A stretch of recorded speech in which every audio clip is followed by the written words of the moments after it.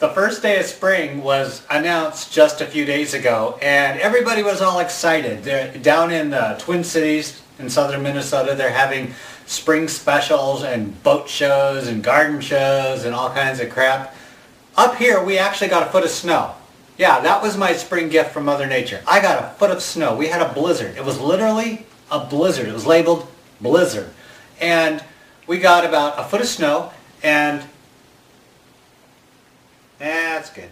And we got 50-mile-an-hour winds. Officially a blizzard. So I was out there on my tractor in the wind and the snow trying to clear my driveway because we were snowed in. So that's how spring is around here. But the only way that, actually the only way that I can figure out that it's spring is I start getting these. Aren't these cute? I went into the chicken coop like I do every morning, and I was feeding the birds. I took them in some corn and some bread and some lettuce, and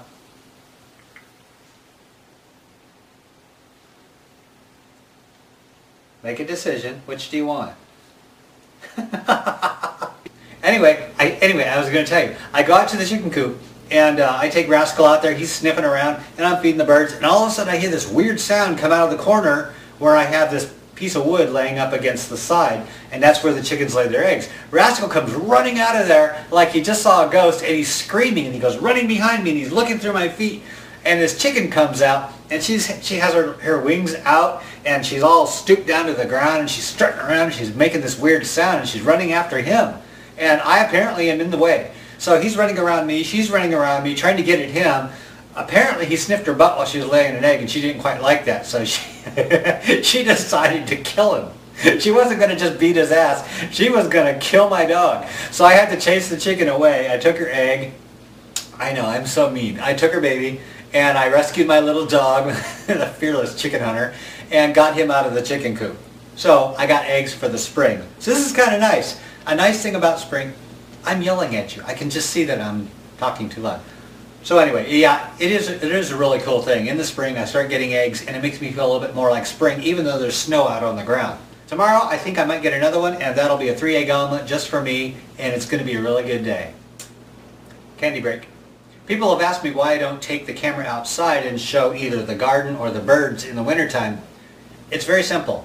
It's cold out there. Cold weather does not do good things for anything. If you're a guy, it doesn't do good things for you, if you know what I mean.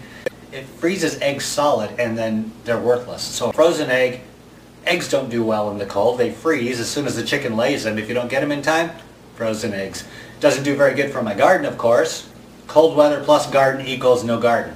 So there's really nothing to film out there. And lastly, cold weather does not do good things for a camera. I noticed also when I would take my camera outside and try and film the dogs or the birds, it would kind of freeze up the camera, and the camera would slowly stop working. I would either get a fuzzy screen, everything was out of focus, the color was funky. I don't know what was going on inside that camera, but apparently not much. So cameras plus cold do not equal anything good, at least not for me. Maybe a good quality camera would stand up to it, but mine tend to not be very good at that. And then after all of that crap with the cold and the snow on my camera, I dropped the darn thing on its head. You shouldn't have done that, poor little feller. And it decided to stop working. Stupid camera. And I really can't afford to buy a third camera, so I'm not going to take any chances taking this camcorder out. I really like this camera. I want to keep it, so I'm not taking it out. When the weather warms up, I will take it out and start looking at the garden, start looking at the birds, start looking at whatever you guys want to look at outside, but not today. Oh. This makes me happy. I have a Facebook account, and I'm checking my Facebook messages because I get emails whenever somebody posts a comment on my Facebook page. And Patty, a friend of mine, yeah, Patty, I told Patty I was going to mention this because it cracked me up. Patty said, I'm watching your, Patty was watching my last video on the Praxis channel, and you can see me sitting at the desk, and then behind me on the computer you can see this picture of a kid.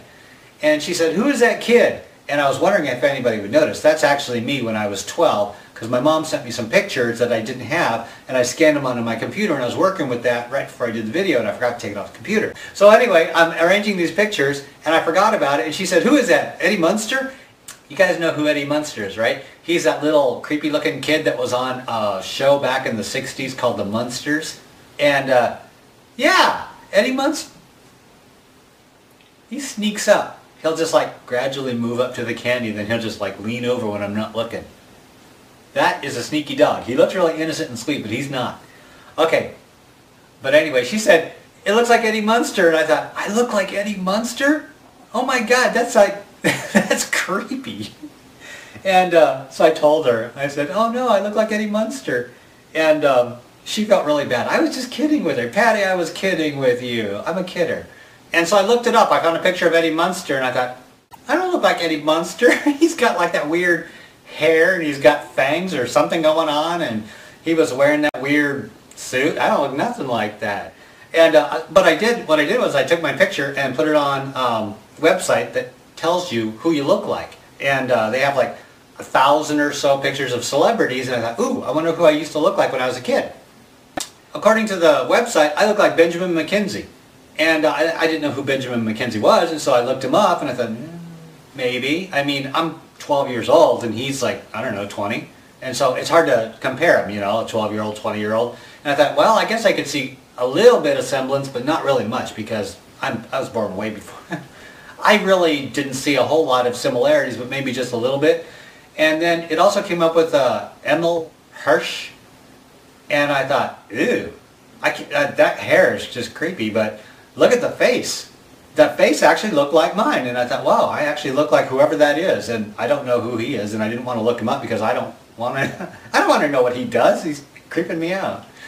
So anyway, I thought, you know, who do I think I look like? And I started scanning through pictures of people, famous people, and there's like a billion of them. But I came across one right off the bat. Stephen Colbert. I actually think I look more like him than anything, and that's not really great because I don't really think he's a good-looking guy, but I thought, I kind of look like him. And so, yeah, I look like Stephen Colbert. But I don't look like Eddie Munster. Come on. Maybe Gomez Adams, but I don't think I look like Eddie Munster.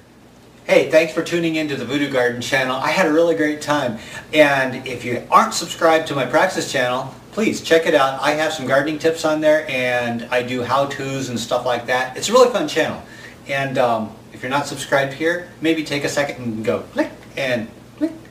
I have 2 channels and I do different things on each channel. So if you want to see gardening stuff, check over there. If you just want to talk to me and hang out, come on over here.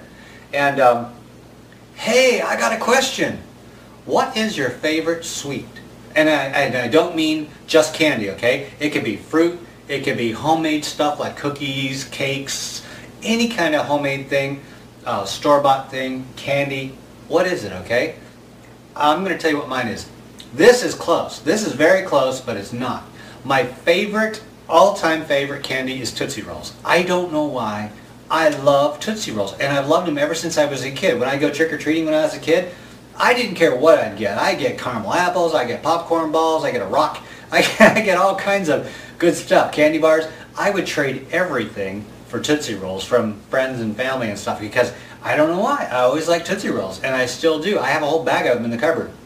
And this has a Tootsie Roll right in the center, so I'm kind of anxious to get inside and eat the Tootsie Roll. So as soon as I turn off this camera, I want to bite into this sucker and go for it.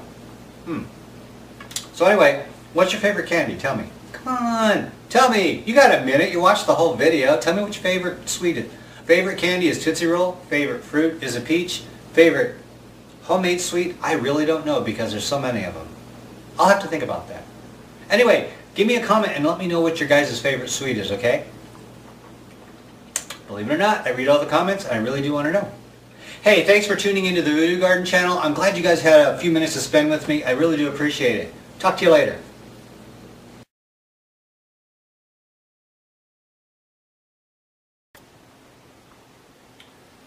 You're making me feel guilty.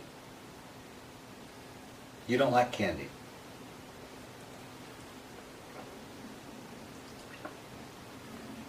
There.